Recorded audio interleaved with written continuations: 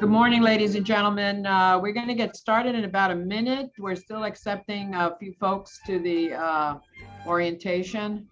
In the meantime, you can enjoy the music.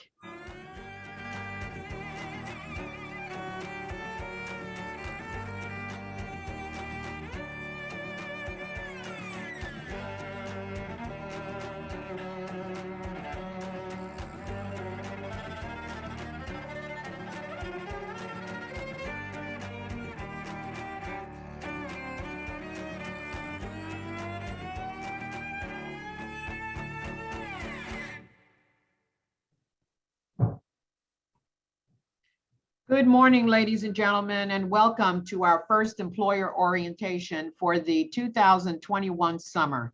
Ladies and gentlemen, we want to thank you on behalf of our Superintendent Carvalho, the Division of Academics, Assistant Superintendent Lisette Alves, for joining us. This is the 6th year that we have had this particular program, although the district has had internships all year round and summer internships for over 30 years. So again, welcome. My name is Dr. Diaz. I'm the Executive Director for the Department of Career and Technical Education, and our responsibility is to oversee the operation for the Summer Youth Internship Program for the last 6 years, actually.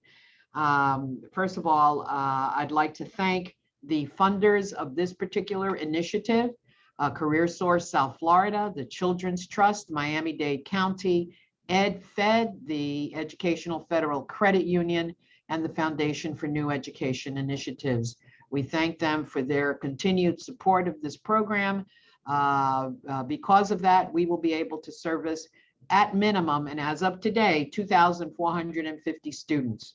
So again, thank you for joining us. We want to be aware of your time constraints also. So we don't anticipate that this meeting this morning will take more than an hour. So you'll be out of here within an hour, if not a little earlier. Joining us today are staff from the Department of Career and Technical Education, and just a few housekeeping details. They will be answering any questions that you might have in the chat. So please feel free to type in any questions as we proceed with the slide presentation. I'm going to go over pretty much the procedures for the program, and then Julie Kennedy will actually cover miami.getmyinterns.org, which is the actual website that is used by our employers to match a student intern with their organization. So just to follow through with the agenda, I'm going to cover internship basics, a bit about the Florida child labor laws, an internship overview, how are students paid, some best practices. Julie will go over miami.getmyinterns.org, and then we'll turn it over for some Q&A, but we'll be answering some of the questions as we go along. So with that said, let's go ahead and get started. And I may put one or two of our folks that are on this call on the program who have had interns in the past, okay? So first of all, let's talk about the internship basics. This is a 5-week program. It starts July 1st and it ends August 5th. Students accumulate, or they must work 150 hours during this 5-week period in order to get paid what we have already allocated for this program. That is 30 hours a week is what we recommend. Will there be a week where they'll work 35 hours a week? Possibly. We do not allow more than 2 absences. Students do receive academic credit for this program, so they are required to call in to the organization that they are being hosted by if they're going to be late or if they're going to be out, and they must also call their teacher supervisor. We don't anticipate that there will be more than 2 absences because that is the rule for summer school. They are not reporting to school, they're reporting to work. Again, this is a work-based learning experience. Who are the students in the program? They are rising 10th through 12th grade students between the ages of 15 through 18. In order to be eligible, the student must reside in Miami-Dade County. They must be eligible to work, and they must be currently enrolled in Miami-Dade County Public Schools. Again, this program is sponsored by the organizations that you'll see their names at the bottom of each slide, and we thank them immensely for their continued support of this program. One of the requirements of this program is to ensure that all organizations are abiding by Florida child labor laws. And those laws, by the way, are stated and they are available in the employer handbook, which you should have received just recently via email, and also the notification for this particular meeting. So let's briefly discuss the Florida child labor laws. First of all, a minor cannot work more than 6 consecutive days in any 1 week. In other words, they can't work the 7 days during the week. And these rules, by the way, apply when school is not in session. So this would be, for example, summer, since school is not in session. A minor cannot work more than 4 consecutive hours without a 30-minute uninterrupted break. And by the way, that break, and it's highlighted in yellow, must be documented on the timesheet. We use timesheets because this is what we use for payroll as well as for attendance. So the break must be indicated on the timesheet. Minors who are 15 years old, and we will let you know if you happen to have a student intern who is 15 years old, they can work up to 8 hours a day and up to 40 hours a week, but they cannot work before 7 a.m. in the morning or after 9 p.m. And we must adhere to these age requirements, ladies and gentlemen, because this is a program that is audited. On the slide, you'll see the link for the Florida child labor laws, which, by the way, are even more stringent than the federal child labor laws. They're also included in your handbook. So students have a handbook and the employer has a handbook, whom we call the provider. And that handbook is also posted on Miami-Dade My Interns and on our department website. There is a responsibility form that must be signed by the internship host or the provider, the student, and the parent. And that responsibility form is collected by the teacher supervisor. Again, we believe that a high quality internship is not only supervised by a worksite supervisor, such as yourselves, but also by a teacher supervisor, since this is the only internship program in the summer that awards academic credit to students. So they know that they have a grade that's hanging before them based on their performance in the internship. Now, what's new this year, if you've been a provider in the past, new this year is that the timesheets will be included in miami.getmyinterns.org.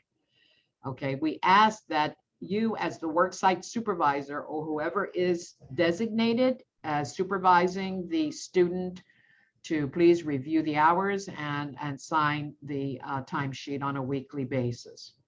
Again, and I stress this, Florida child labor laws must be adhered to. In addition to that, and you'll notice that it's in red on the slide, please follow current CDC and municipality ordinances related to COVID-19. So again, even though the governor has, and this country, we have eased up on some of these ordinances. Several different industries have their own requirements. Probably the most important slide here when we do our parent orientations and student orientations is how do students get paid?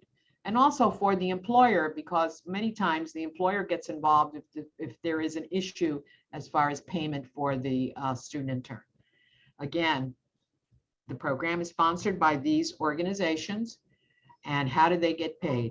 This summer, the students will get 2 payments. The first payment, a stipend payment, will be July 14th.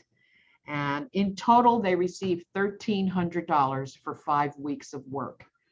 They get $650 on the 14th of July. And the second stipend payment is August 11th. Now, that payment for $650 it only becomes $650 if they've accumulated the 150 hours. and pending that all assignments and timesheets have been submitted. Again, we do have some companies that prefer to pay their own students. And that the company deals directly with the student on company payroll. Some companies, of course, it's at least at minimum the federal wage, but some companies do pay more than the minimum wage. If a student has a question related to their credit union account, they have been informed. This is the phone number. They don't call our office. They don't call me. They call EdFed. EdFed, prior to this year, was known as the South Florida Educational Federal Credit Union. They have changed their name to EdFed, the Educational Federal Credit Union. That phone number is 305-270-5239.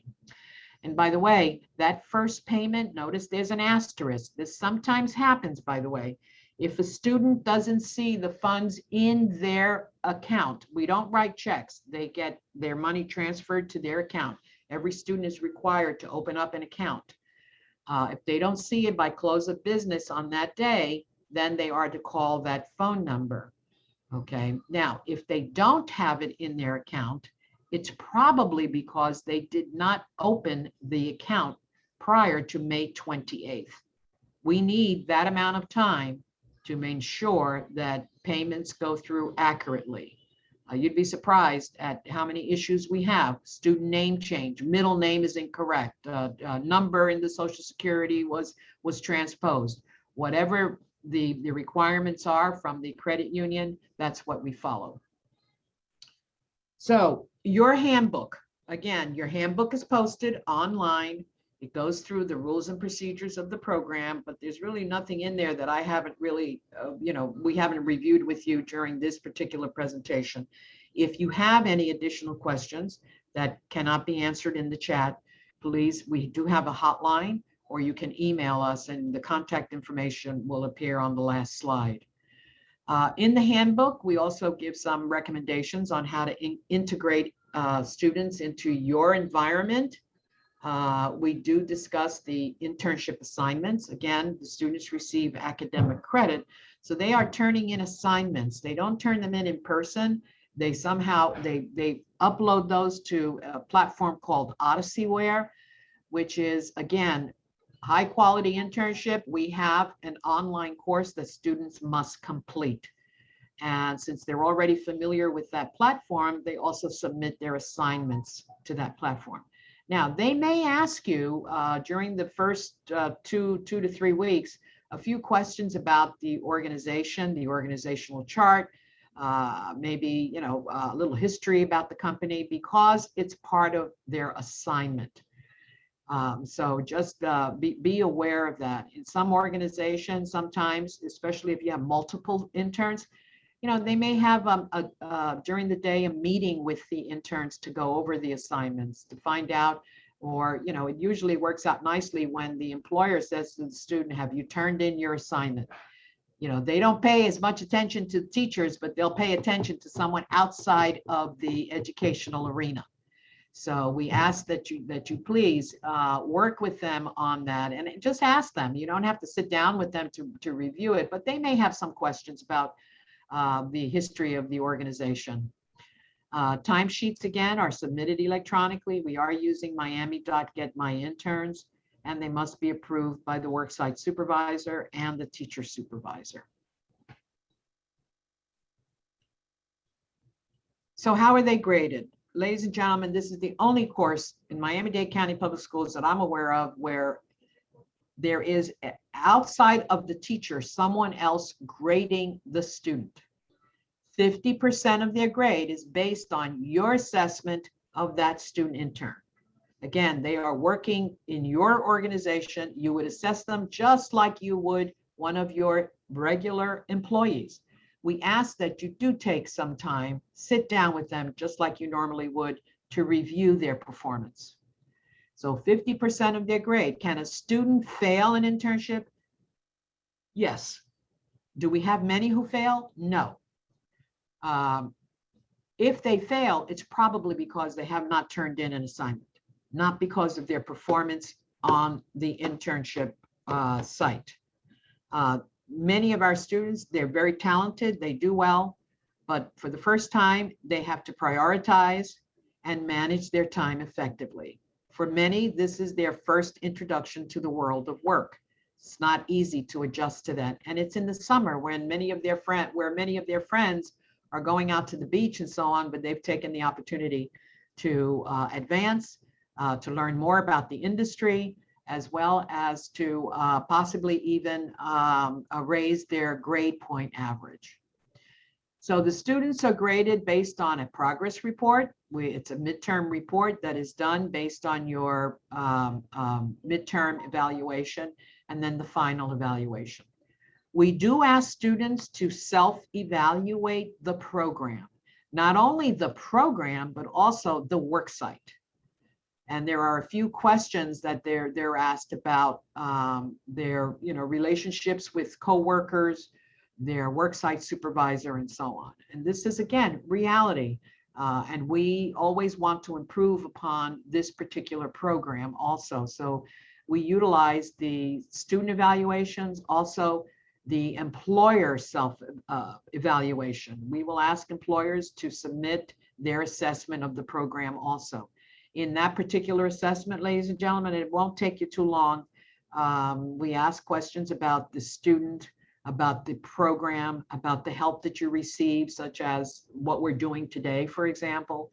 And also we'll ask for your additional comments as far as how we can improve this program. So how do you get those evaluations? First of all, we send you a link, and your teacher supervisor assigned to your students who are working with you will probably remind you about doing that evaluation since it is part of their grade. So joining us today, we have some former and current employers who have been with us for a while. Not that I want to put you on the spot, but it's great to see Kathy Horton, who is with Miami-Dade County government, and I just met with you yesterday, and you didn't know I was going to call upon you, Kathy, but can you just take 2 minutes to talk about your previous experience with student interns? Sure. Good morning, everyone. I am Kathy Horton. I'm the HR manager with Miami-Dade County, formerly Miami-Dade County Public Schools for 10 years. And I can share with you that the students are phenomenal students. They're very disciplined. You'll find that they'll arrive to work either on time or before time. They will ask you, what can I do? They will come to you with different skill sets that you will appreciate. A lot of these students also have impeccable industry certification, skills and techniques that they can come in and begin working with you, whether it's to build a preliminary website, spreadsheets, great customer service and hospitality skill sets. So you have a group of students that are going through NAF Academy programs that are preparing them for real world experiences. And that has been my experience as a NAF model teacher for 10 years at 2 different high schools with Miami-Dade County. Thank you, Dr. Diaz. Thank you, Kathy. And I didn't pay you to say any of that, right? But thank you again. Appreciate that. I'm going to call on one more person in just a minute. Let's go on to the next slide.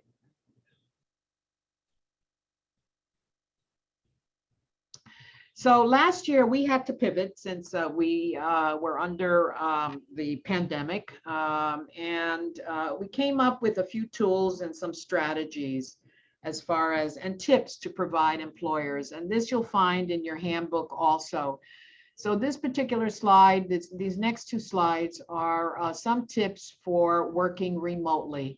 We found that we had employers who said to us, yeah, I've employed students before, but I'm not too sure how it would work out if the student were not physically on location. So we put these tips out not only for students, but also to help our employers. And I might as well let you know, ladies and gentlemen, that we do have a kickoff seminar, and we have been preparing these kids for the workplace. In other words, the workplace is not what it was before. Many of you are working from home, many of us the same thing. So we've had to adjust. It's not like they're going to see their coworkers sitting next to them and they're asking for their advice or or by the water cooler or whatever, because they won't. And it does take some adjustment. It took for us. We do ask that the students, when they're working from home, that they set their space, know what tools are needed. And since we're talking about tools, let me just inform you that any student who is involved with the Summer Youth Internship Program does have access to mobile devices that the school district provides. If you are asking students for specific software applications that they must work on, you need to please let someone here in the office know, because they don't have administrative rights to these devices unless it's their own device. So if you have a specific software that's needed, or a software that entails lots of memory, you need to let us know so that we can provide the student with the necessary equipment that will be needed for them to perform well on the job. But again, they are all provided with a mobile device. We ask students to structure their day. Again, they have to learn how to prioritize, follow these regulations as far as the timesheets, even though they may not have to, if they're working from home, we don't know when they took a break, but on their timesheet, it must abide by these rules. We want to make sure that they are communicating with the teacher supervisor and with the work site supervisor. Folks think that because it's virtual, that we don't communicate with the kids. Even more so, we have more touch points with students when they are working virtually. Let's go on to the next slide. Here are some additional tips for working remotely. We want students to be proactive with their managers. We want to make sure that they keep healthy, standing up, not to be sitting down all day, taking a break, standing up, walking around, whatever the case is. Avoiding any type of distractions, and working from home for many of these kids, they are distracted, whether they have siblings or pets or whatever, and ensuring that they adhere to work site policies also, especially when it comes to downloading any type of apps or visiting websites on work site computers if they are physically on location. And by the way, this year's internship can be remote, can be on site, or it can be a hybrid approach. So it all depends on the organization. If they need to come into the office 3 days a week and work 2 days from home, that is strictly up to the internship host provider. But again, the teacher supervisor needs to know. Let's go on to the next slide, Julie.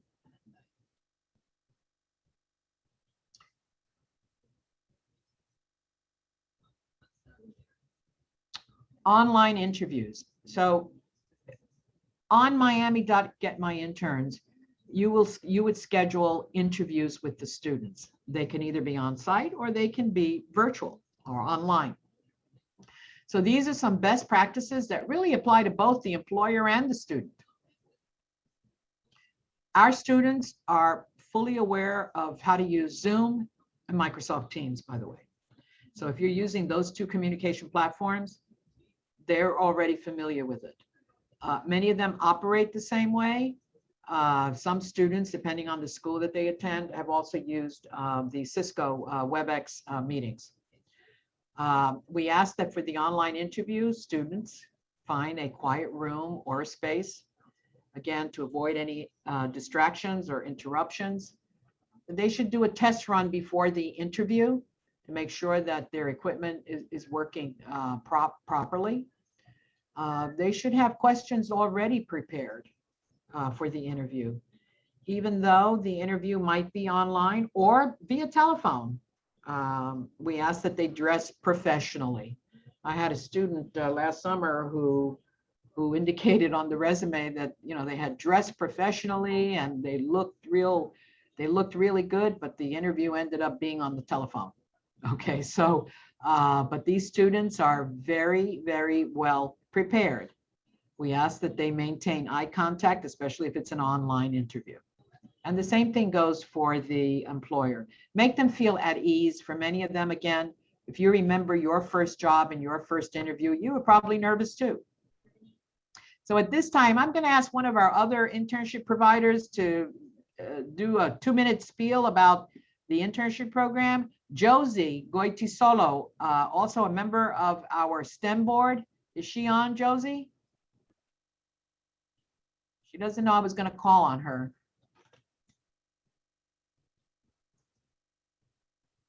I thought I saw her name She's on. here, but she's not connected to, she doesn't have a microphone, it looks like. Yeah, I can't unmute her. There's no mic connected. Okay, all right, so, well, shucks, maybe later on, maybe during the kickoff or afterwards, we'll hear from Josie. Okay, let's go on to the next slide. All right, so this is a good time to transition over to Julie, who will spend just a few minutes to review miami.getmyinterns.org. I want to give credit to members of the various district advisory boards who work together to create this particular website.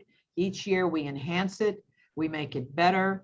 It actually communicates with our student database information system. It's also being used by several other school districts in the United States. So again, thank you to our business partners and higher ed partners for working with us on this particular website. So Julie, you're on. Thank you, Dr. Diaz. Good morning, everyone. Many of you have probably already seen our site, Get My Interns, and you probably already registered, but for those who aren't, or for those who have questions still, here, I'm going to briefly go over everything. This is the first page you'll see when you go to miami.getmyinterns.org. On the top right, you'll click to register or sign in if you're already registered. Let me show you what that looks like. We ask for the basics, your name, first name, an email to set up your account. You cannot have multiple accounts with the same email address. The system will not allow it. Internship provider name. This is really important because when you do fill out this application and when you do register, we verify everything. We check to see if you're registered with SunBiz to make sure you're within, the company is located within Miami-Dade County, a few other things, because we do need to make sure our students are going, we know where our students are going. We have to, it's all for the safety. We do ask for an FEIN number, company website, and definitely we do need an address.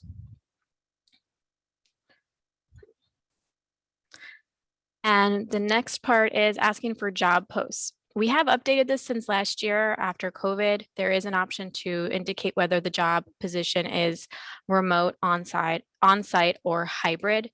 You can have multiple job posts. We do limit each company to 10 positions, but you can have different types of jobs or hire for the same job post for 10 positions in the same job title. You can do a nice mix. Every company is different.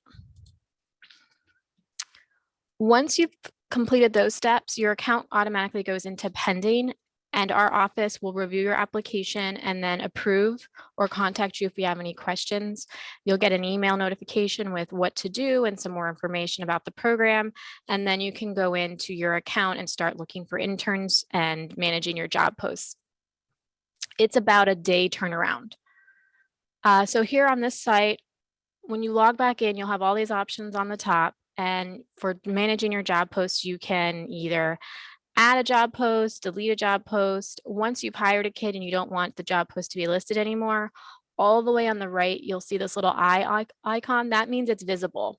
When you click it, it kind of, there's, I think, a line goes through it. It'll no longer be visible. Students can no longer apply. Every time a student applies, you'll get a notification. And then you can view that student's resume. You cannot view student resumes of kids who have not applied to your company. So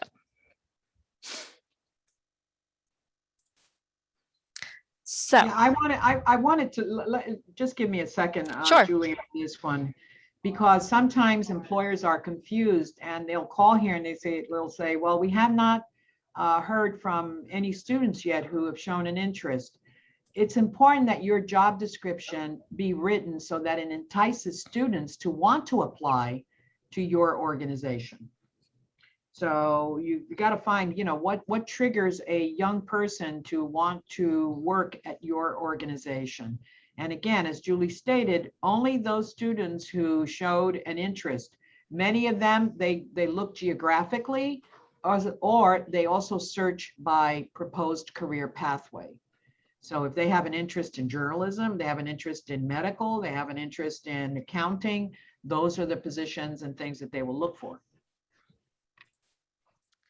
So after you've been approved and after students have started applying for your job postings, I would recommend giving it a day or two before you go back in the site to see those resumes and applicants.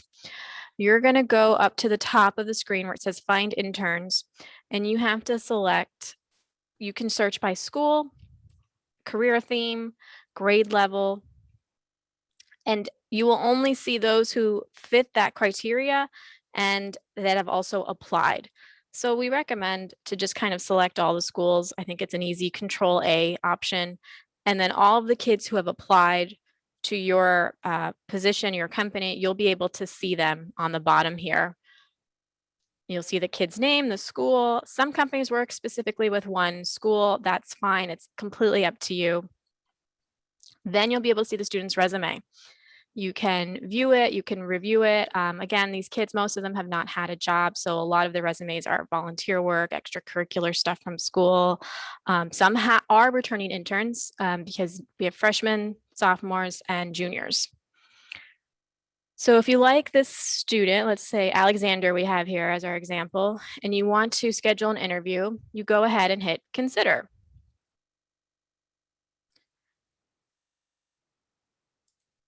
And then Alexander will pop up in your interview options. You can schedule an interview. You can only choose from students who have applied to your jobs, and you can choose the time and place where the interview will occur. Majority of interviews these days are conducted, as Dr. Diaz said, online via telephone. It's just easier logistically.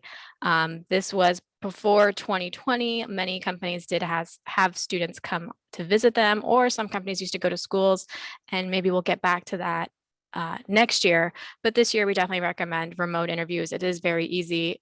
Like Dr. Diaz said, these kids are well versed in Zoom, Teams, and everything, Skype, whatever service you're using, they know it.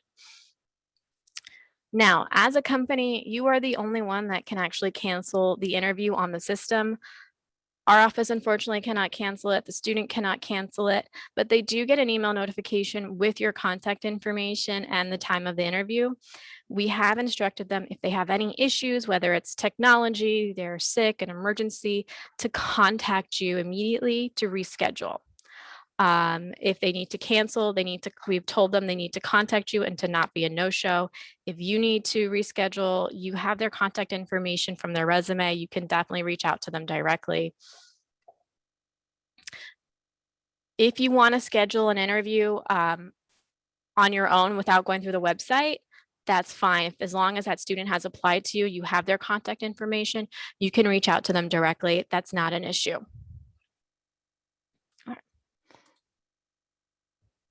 So like I said, once you've scheduled an interview, the student will be notified via email. And you will see it in your upcoming interviews options. You'll see all the kids you have scheduled. In case you need to reschedule, you can definitely easily contact them. Now, one of the most important steps is hiring students. After interviewing students, you can consider them. You can offer them a job, whether you do that over the phone, email, you let them know and they say, yes, thank you, I can't wait. You have to come back here on Get My Interns and officially hire them on this website. If you do not do that, they will not be enrolled in the program. We will not know they're working for you. So you go to the Hire Students option on the top. And here's our lucky kid, Alexander again. All the way to the right, you see the check mark or the X. If you do not hit that check mark, we will not know the student is enrolled. So we're going to click our check mark, and this is the notification you'll receive. It automatically goes to a pending hire, and our office just confirms it, but you have to hit that check mark. Otherwise, We don't know about the student and they may lose their spot. Let's see. So that's pretty much it for Get My Interns. Again, there are options on Get My Interns to indicate whether the position is remote, hybrid, or on-site. We do instruct the students for the on-site positions to only apply for jobs that are within a distance that they can get to, depending on their transportation. You can schedule online, phone interview. You can do in person, it depends on your company. But again, we recommend scheduling online or phone interviews. And if you need to cancel, please contact the student or use Get My Interns. If you have any issues, you can just contact us and we will help you. And again, I know I'm repeating myself, but this is the most important step. Make sure you click hired on the site. Otherwise, the student will not be enrolled. We've also instructed the students that this is the most important step and that if they don't see the hired notification, to reach out to you to follow up or to contact us. But again, if you do not click hired, the student will not be enrolled. They will not earn the academic credit. They will not earn the stipend.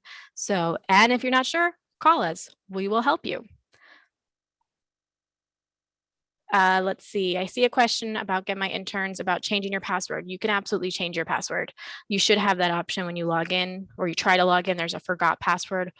Or if you have any issues, contact us. There was one other thing thinking I'm forgetting, but I think I covered it all. Bring up our contact info. Okay. So now's the time for Q&As. If you have any questions about the program, Get My Interns, you can put it in the chat. If you want to ask, if you want us to unmute you, just hit the raise hand reaction, whichever you prefer. I just want to point out two things. First of all, it's important that you go into this system and click hired, or at least let us know so that we can actually indicate that, because if not, we won't know. And as Julie mentioned, the student would not get paid and would not be reflected in the program. In addition to that, once you let us know, we also ask that you cancel any future interviews, and we'll go ahead and check. And if you've already hired all of your students, or else you'll keep getting notifications that students have been are interested in applying. So we want to cut that out, before any other student applies, so they can start applying somewhere else. So those two key points are critical. Another thing is I've been already seeing this. Some companies are offering positions to students and they've already been hired by another company. These students are interviewing with multiple companies over a short period of time. So they may get a job offer before you give them a job offer. So we recommend starting this process as soon as possible. Mm-hmm. And I've gotten emails or calls about employers not being able to hire a student in the system. That's because they've accepted a position elsewhere. And let me reassure employers that these students whose names you find on this website are students who have already completed the online course. A student cannot get onto this website unless we know they've completed the online course, by the way. They may tell you, yes, we registered in Odyssey Ware, but then they didn't go in and complete the course. Just like you, they have to be approved to get access to the website. There's a question, Dr. Diaz, in chat. Do the students have internet access to get onto our cloud programs from their own laptops, or do they need to be given access? Now, if they have a mobile device, more than likely, they also have internet access, and we usually ask them. If they don't have it in their homes, we have also provided hotspots for students. So that should not be a barrier to using or working remotely.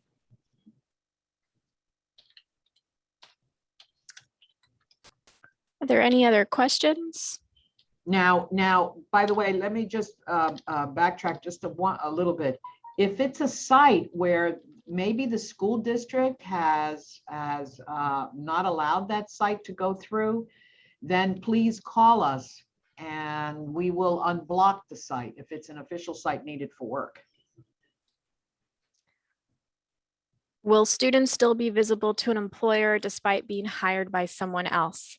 I know they have been working on updating the site. Every year we get more and more in advance. But last I checked, I think they are still visible, but when you go to hire them, you won't be able to. It is one of the updates they're trying to correct and fix as we move forward. We do tell the students to accept the first job position they are offered.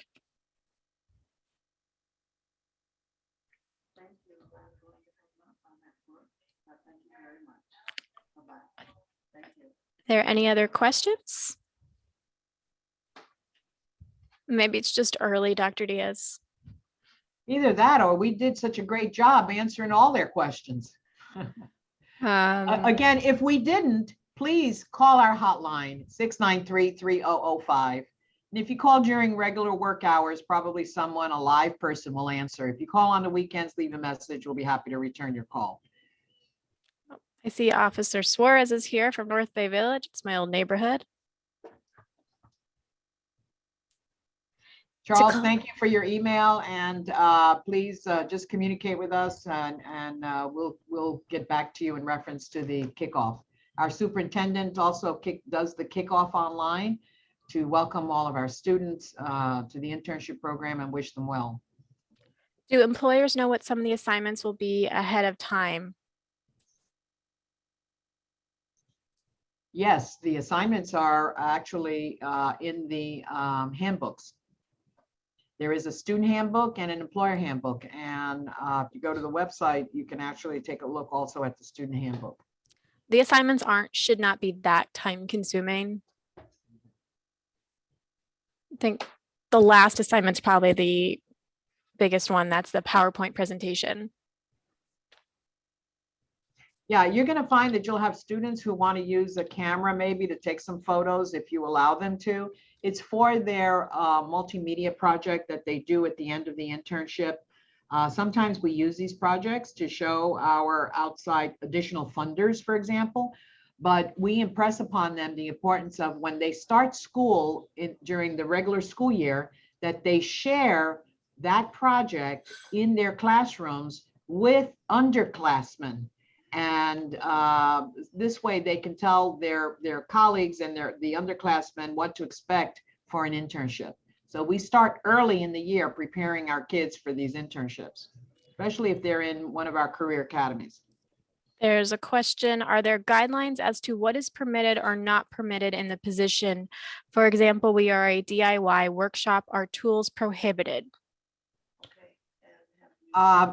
If the tool is part of the necessary work, we do not have any issues. For example, in culinary, if they're working at a hotel kitchen or a restaurant, because more than likely these kids are actually in culinary programs, so they know how to treat these tools. Or it could be one of our construction programs also, and they have their own toolkits too. You know, if you have a question related to a tool, just let me know. Some of the tools, for example, like forklifts or driving, then we may have an issue with that. So you'll need to let us know because there are some age restrictions. We do have students in trade and logistics also who are trained. We have simulators on forklift operations. And in many instances, they are also certified to operate a forklift if they're of age. There's been a question about students without resumes. Priscilla, I asked if you could send me an email, I could check those accounts, but this should not be the case. They should all have resumes. However, if you have encountered that, please send me an email with the names and I can check to see what's going on. No, you are not able to independently search for interns. It's always been that the intern has to select interest in your company. We do not want that information out there just for everyone to grab. So the student has to select interest within for the company to for you to receive their resume. At the end of the internship, all students must complete a PowerPoint or just assignments in general. There are weekly assignments. The last one is the PowerPoint. the weekly assignments are very easy. One of them is the self-evaluation. The last one is the PowerPoint. That's the most time-consuming one of all of them. Yeah, it doesn't have to be a PowerPoint. It could also be a website. It could be photo story. It could Right. be any type of tool that is a presentation application. A video. And, it could be a movie, a video. Sometimes they actually do a group project together. That has been allowed also, with each student having certain parts of that particular assignment. In some instances, we've had employers who actually allow them to do that, and to utilize, if it's a TV production student working for you who's very knowledgeable, they probably are using Premiere Pro and some higher level software to create their assignments.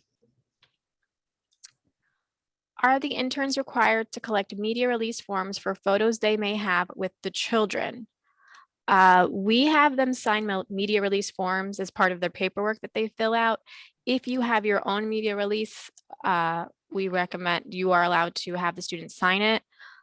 Each company may have their own policies and their own paperwork that they want the interns to fill out, and that's fine. I think it's a case-by-case basis with companies that have children. We definitely recommend having that conversation with the interns, what your policy may be about not posting photos with the children that you're working with. Again, that's per company. They have to abide company policies, whatever your policy is. Is there a deadline? Oh, sorry, go ahead, Dr. Diaz. So earlier I had stated that we have enough funding to cover close to 2,500 slots, okay? So when is the last day that a student can be hired? Well, it depends. It depends on how many, do the students meet the qualifications of our employers and the various positions that have been announced. So we have had instances where students have started either, have been notified the first day. It all depends. I will share with you that we currently have close to 3,000 students who have completed the online course. We have 4,000 students registered. Now, whether they will complete is another story. It all depends. I will say this, that from the perspective of the employer, it's always good to do your interviews and do your hiring as soon as possible. A lot of the, quote, good ones go first. Also, the search criteria changes when you have less students at the end. If you're in a different location, it becomes more difficult to find students that meet what you want. Also, we have another employer session next week. So if you have colleagues who you think may benefit from this program, who you think would be great intern hosts, please share this information. We're always looking to sign up new employers and companies. We have lots of students who need internships. The demand is there, so we really appreciate your help in spreading the word. Yeah, and the company must be located in Miami-Dade County, by the way. They may have headquarters outside of Miami-Dade County, but they must have operations here in Miami. And we do vet all companies, by the way. Not only do we look at information from the Department of Professional Regulation, but we also do a Google search just to make sure that it is a legitimate site. We've discovered some huts and stuff on Google Street View or Google Maps or something. So, and sometimes it's just an error. They put the wrong address, but. So, ladies and gentlemen, I want to go ahead and thank all of you for spending a little less than an hour with us this morning. But again, as Julie stated, if you have any additional questions that might crop up after this presentation, feel free to join us again next Tuesday, or just use the hotline or email us. The information is on the slide presentation. We will be posting the slides on, we have a YouTube channel. We just have to give us a little bit of time to update that. And we're also be posting this on Facebook Live. Facebook, Get My Interns, social media probably. Great. Well, ladies and gentlemen, we wish you a great day, good rest of the week. Thank you again for supporting our young people in this community and the school district. We very, very much appreciate you. Thank you. Have a great day. Bye-bye.